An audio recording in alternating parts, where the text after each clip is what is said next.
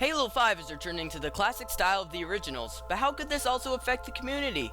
Stay tuned to find out. I think almost everyone will agree with me when I say Halo 4 doesn't really stand a chance against the originals. Now, don't get me wrong, Halo 4 did have great lore and a pretty fun campaign, but with multiplayer, it really just wasn't there for Halo. Sure, it could go off as a Call of Duty game if it was just skinned differently in multiplayer, but for Halo, it just didn't really fit. It was too unbalanced, it wasn't as competitive, the maps were too big, they weren't meant for the game. But with Halo 5, in my opinion, I think 343 Industries totally nailed it.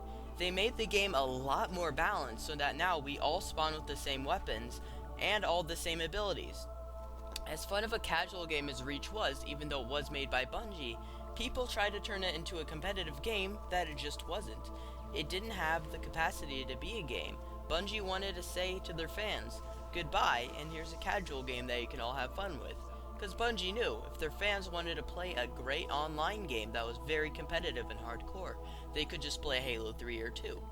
But with Reach, it catered to the casual audience. But with Halo 4, there was absolutely no area for a competitive game.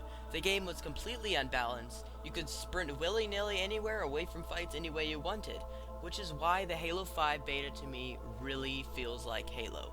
It indeed does, because sprint is pretty well balanced, and so are the Spartan abilities. Now, we still have yet to see if, eventually in the arena multiplayer, if being able to thrust whenever you need to every 4 seconds will be a little bit overpowered or shake the balance of the beautiful games that Halo 2, 3, and 1 were, but we have yet to see that. So when I played Halo 5's beta, it definitely felt like the classic Halos. I could definitely feel like I was playing Halo 2 or 3. A lot of people disagree with me, but maybe it's just because it was such a drastic difference from Halo 3 and 4. Because Halo 4, again as I said earlier, it had unbalanced starts. Halo 5 doesn't. Everyone starts with an AR and a pistol. In Halo 4, you can start with whatever you want. In Halo 5, yes, everyone has sprint, which is good because some people being able to spawn with sprint and some others is unbalanced, and they balance sprint so that you can't recharge your shields while you're running, which, in my opinion, is a great way to balance the game.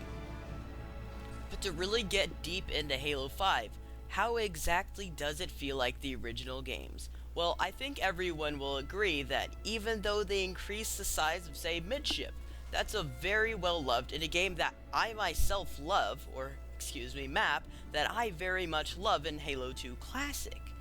And also its turn in Halo 3 with Heretic. Now, Midship, yes, very, very good map. It's always fun to play with your friends in Midship, even if it's BR snipes. It still works pretty well. But in Halo 5, how did it work? Actually, it worked pretty good. So, I can now tell how different it was and how much bigger they made it, but honestly to the gameplay, it didn't do much but make it more fast-paced. And honestly, as good as Halo 3 is, it can sometimes get a little bit boring how slow-paced it is. Yes, of course, it's still a masterpiece, but Halo 2, I think I would play any day over Halo 3, because of course, there are some really, really bad maps in Halo 2. But, thankfully, not that many. But the main difference between Halo 2 and 3 is, yes, of course, Halo 3 does not have the button combos. That, in my opinion, increases the skill gap, making Halo 2 even better. But also, Halo 2 is much faster paced. It feels more fluent. It feels like you can do more in a play. Like, on Blackout, for example. In Blackout in Halo 3, I mean, yes, of course it's the same map, but it plays a little bit differently and a little bit more slow in Halo 3, but in Halo 2 it just feels fast-paced. You're running around the map, you're getting kills. It's easier to get multi-kills in Halo 2 than Halo 3, in my opinion. And so Halo 5 being more fast-paced, in my opinion, I welcome it with open arms. I am really excited to play a very fast-paced Halo game, especially with Breakout.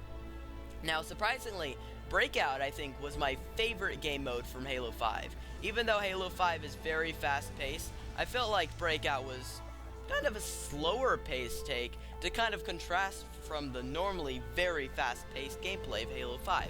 Now, fast-paced doesn't necessarily mean running around and getting unnecessarily quick kills like Call of Duty. It just means the map movement and the gameplay goes a lot quicker, so there's more action to be had, even if it doesn't mean people are dying right and left like in Call of Duty. Now, I think this brings up an even bigger question.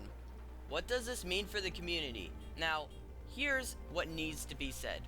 In Halo, there is no Halo without a community. Halo 3 and Halo 2 were so big because there was so much hype around the games. And yes, in my opinion, it was well deserved because the games are masterpieces. But if the community doesn't love Halo 5 and talk about how good it is to everyone and, oh my gosh, Halo 5 on the Xbox One, you need to get it, like people did for Halo 3 and Halo 2, the game won't be as big. So what does Halo 5 mean for the Halo community? Now, of course, I'm not saying people should just mindlessly fanboy over the game and tell everyone, oh my gosh, you need to play Halo 5, if the game isn't truly good. And of course, you shouldn't just blindly fanboy, I mean, of course, unless you really want to. I think that if the game is good enough, the community will like the game. But the success of Halo 5 is, in my opinion, determined by the community. If the community hates Halo 5, which I think is pretty divided, but not yet does the whole community hate Halo 5, but if the community does, I don't think we're ever going to see another Halo title again. So, I'm just saying, if Halo is going to continue, the community is going to really need to like Halo 5. And of course, Halo is a business. Because in Halo 2 and 3, we saw the whole community loving Halo. You couldn't go anywhere without people being like, oh my gosh, Halo 3, Halo 3, Halo 3, you need to get the 360 to play Halo 3. Because that's how it was. The game was big. People loved it. The community was thriving. There was Bungie.org. Everyone was posting awesome crap that they made, like the Forge maps, like Jenga. I remember playing Jenga. It was so much fun. I mean, when Halo 3 released, I didn't have an Xbox 360, but going to my friends' houses and playing Jenga split screen and System Link was so much fun. And to be able to do that again would be amazing. I mean, because I kind of feel like I missed out not having a 360 at that time, because the community was awesome. You couldn't go to a Gamers or a GameStop or anywhere without hearing Halo and how good the next Halo game was going to be, like ODST, Reach. Now, of course, ODST wasn't that well accepted at launch, but you get the idea. So personally, at the moment, I am very hyped up for Halo 5, but of course, I can't really go but mentioning the other side of the argument. Now, I understand why there are some people who are very strongly against Halo 5. Now, I understand Sprint is a big change, and yes, as a person who does love Halo 2 and 3, yes, I understand why a lot of people want the series to stop and stay where it is. But then again, we don't want Halo to turn into a Call of Duty game, although a lot of people have said that it kind of has, but hear me out. We don't want it to be the same game every year, because as much fun as Call of Duty World at War and the early Call of Duties were, after Black Ops and Modern Warfare, it just really got stale. Like, the series wasn't new and innovative.